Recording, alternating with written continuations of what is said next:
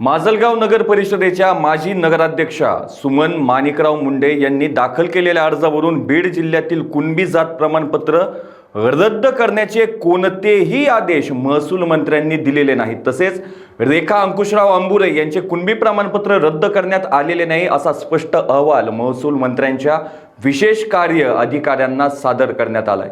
मराठा आंदोलक मनोज जरांगे पाटील यांनी माध्यमांद्वारे रेखा अंबुरे यांचे कुणबी प्रमाणपत्र रद्द केल्याचे महसूल मंत्र्यांनी सुचवल्याचा दावा केला होता। यावर प्रशासनाने खुलासा केलाय।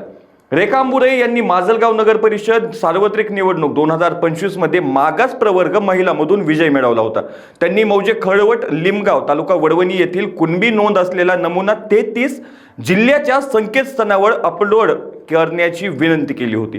जिल्हा अधीक्षक भूमी अभिलेख यांनी या प्रकरणाची सविस्तर चौकशी प्रतिज्ञापत्र व शपथपत्र घेऊन 24 जून 2026 रोजी हा नमुना पोर्टलवर अपलोड केला।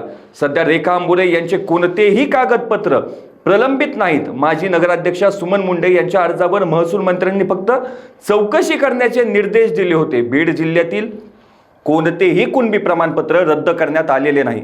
मनोज जरांगे पाटील यांनी दिलेल्या मीडियावरील दाव्यांमध्ये काहीही तथ्य नसल्याचं मत प्रशासनाने मांडलं आहे। निवासी उपजिल्हाधिकारी शिवकुमार स्वामी यांनी हा अहवाल दिलाय।